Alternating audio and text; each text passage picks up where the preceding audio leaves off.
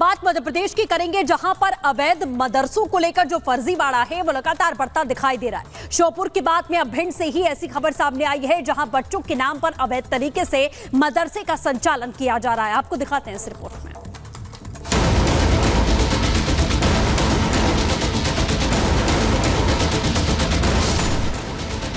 मध्य प्रदेश में फर्जी मदरसों के खिलाफ ताबड़तोड़ एक्शन जारी है। मोहन सरकार ने इसकी शुरुआत श्योपुर से की, जो अब वहां से करीब 300 किलोमीटर दूर भिंड तक जा पहुंची है। भिंड में मदरसों के नाम पर फर्जीवाड़े का खेल उजागर हुआ तो सरकार ने एक्शन लेने में देरी ना की। भिंड में बोर्ड से मान्यता प्राप्त कई मदरसे धांधली करते पकड़े गए। कई मदरसे ऐसे थे जो सिर्फ कागजों पर संचालित थे, उनका जमीन पर कोई अस्तित्व नहीं था और यहाँ पर प्राइवेट स्कूलों में पढ़ने वाले हिंदू बच्चों के भी एडमिशन कागजों में दिखाकर सरकारी मदद की लूट की जा रही थी। जो खुलासा हुआ उसमें पता चला कि 7 मदरसों में 50% हिंदू छात्र हैं, जिनके नाम सिर्फ कागजों में दर्ज है। हिंदू छात्र कभी भी पढ़ाई के लिए मदरसे नहीं गए, बल्कि वो सरकारी या प्राइवेट स्कूल में पढ़ाई करते दिखे। 18 से 20 साल के छात्रों के नाम कक्षा 5 और 8 में दर्ज मिले, जिसमें कई छात्र ऐसे थे जो कई साल से भिंड में नहीं रह रहे थे। हैरान करने वाली बात ये थी, जब हिंदू छात्रों के परिजनों से बात की गई तो उन्हें भी इसकी जानकारी नहीं थी। वहीं पिछले 5 साल से ज्यादा समय से मदरसों के नोडल प्रभारी का दायित्व संभाल रहे अजहर सिद्दीकी से जब इस फर्जीवाड़े को लेकर सवाल किया तो वो अपनी सीट से उठकर चल दिए।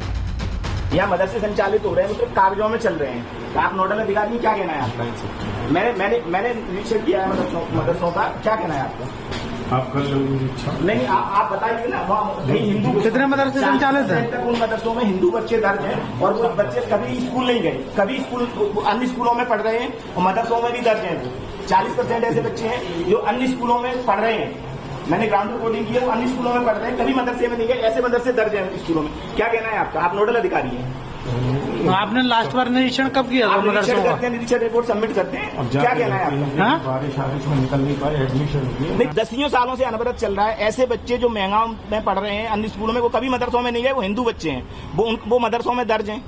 ऐसा कैसे? उनके परिजन कह रहे हैं वो कभी मदरसों में पढ़े नहीं गए। ये फर्जीवाड़ा सरकार से मिलने वाले अनुदान, बच्चों के नाम पर मिलने वाले खाने के पैसों को डकारने के लिए किया जा रहा था, जिस पर कार्रवाई के आदेश दे दिए गए हैं। 3 सदस्यीय टीम 10 दिनों में जांच कर रिपोर्ट सौंपेगी।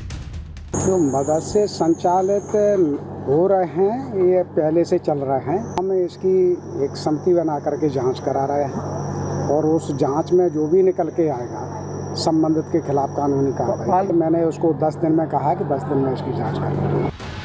मध्य प्रदेश में जारी मदरसों के फर्जीवाड़े की अब एक-एक कर कलई खुल रही है। श्योपुर और भिंड में तो एक्शन हो गया, बाकी का हिसाब होना बाकी है। Report Republic Bharat.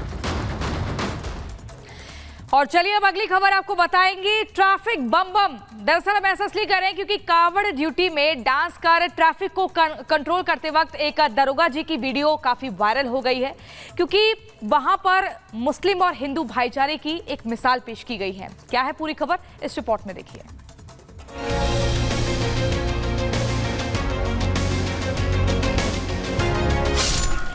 पसीने से लथपथ, हाथों में डंडा, आंखों में चश्मा और सर पर कीट पहने मस्ती से झूमते ये हैं रुड़की सिविल कोतवाली के दरोगा अकरम अहमद, जिनका ड्यूटी करने का अंदाज जमकर वायरल हो रहा है। जहां लगातार दिन रात कावड़ यात्रा में ड्यूटी करके पुलिसकर्मी तनाव महसूस करने लगते हैं, मगर इसके विपरीत रुड़की के दरोगा अलग अंदाज में ड्यूटी करते नजर आ रहे हैं, जो न सिर्फ सड़कों पर बड़े ट्रैफिक को डांस के अंदाज में संभाल रहे हैं, बल्कि कावड़ियों का मनोरंजन भी कर रहे हैं, जिसे लोगों के द्वारा बेहद पसंद किया जा रहा है। दरअसल रुड़की के दरोगा जी की ड्यूटी कावड़ यात्रा के ट्रैफिक को संभालने हाईवे पर लगी थी, जो भारी ट्रैफिक को देख न तो खुद स्ट्रेस लेते नजर आए और न ही कावड़ियों को स्ट्रेस लेने दिया, बल्कि भोले की भक्ति में मगन होकर अपनी जिम्मेदारी को बखूबी निभाया और हंसते हंसते नाचते हुए पूरा ट्रैफिक संभाल लिया। जिनके इस अंदाज को देख हर कोई उनकी बात बड़ी आसानी से मानता चला गया।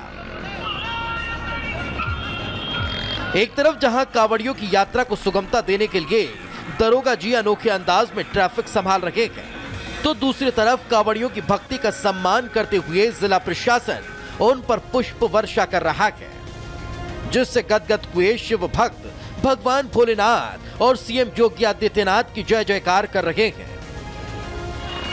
Bureau report, Republic Bharat.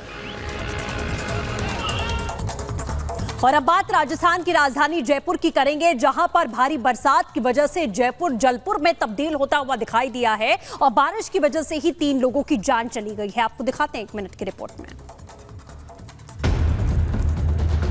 पहाड़ और मैदान पर आई आफत की बारिश जानलेवा होती जा रही है। इसकी एक बानगी जयपुर में भी देखने को मिली। राजस्थान की राजधानी जयपुर में भी दिल्ली के राजेंद्र नगर में हुए कोचिंग सेंटर जैसा हादसा हो गया और 3 लोगों की जान चली गई। जोरदार बारिश के बाद पूरी जयपुर में हर तरफ पानी भर गया। हालात ऐसे हो गए कि अंदाजा लगाना मुश्किल हो गया था कि ये सड़क है या फिर नदी।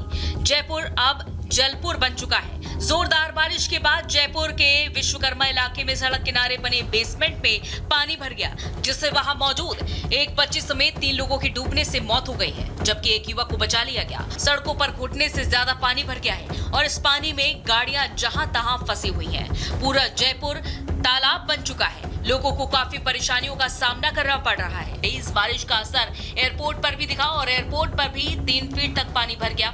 इसके अलावा जयपुर में भी तेज बारिश की वजह से कई जगहों पर सड़कें धंस चुकी हैं।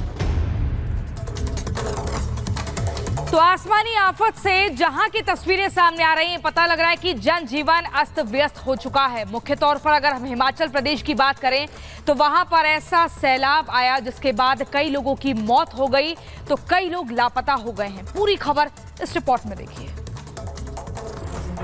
पहाड़ों में हो रही जोरदार बारिश की वजह से पहाड़ पर जनजीवन अस्त व्यस्त हो गया है। हिमाचल प्रदेश में गुरुवार देर रात शुरू हुई तेज बारिश ने जमकर तबाही मचाई। राज्य के 3 अलग अलग हिस्सों में बादल फटने की घटनाएं सामने आई। इनमें जिला मंडी, कुल्लू और शिमला के रामपुर में बादल फटा, जिसकी चपेट में 50 से ज्यादा लोग आ गए। कुल्लू, मंडी और रामपुर में हुई बादल फटने की 3 घटनाओं में 49 लोग लापता हैं। इसमें 4 लोगों की मृत्यु हुई है और 1 घायल है। पानी के तेज बहाव की वजह से व्यास नदी के नजदीक एक गांव में 9 लोग फंस गए थे, जिन्हें बाद में एनडीआरएफ और फायर ब्रिगेड की टीम ने रेस्क्यू किया। यहाँ 4 पुल, 2 पैदल चलने वाले पुल, 20 घर और 6 दुकानों को नुकसान हुआ है। राज्य में 5 सड़कें और 1 नेशनल हाईवे ब्लॉक है। जैसे जैसे वक्त बीत रहा है, वैसे वैसे लापता लोगों के जीवित मिल पाने की संभावनाएं कम हो रही है।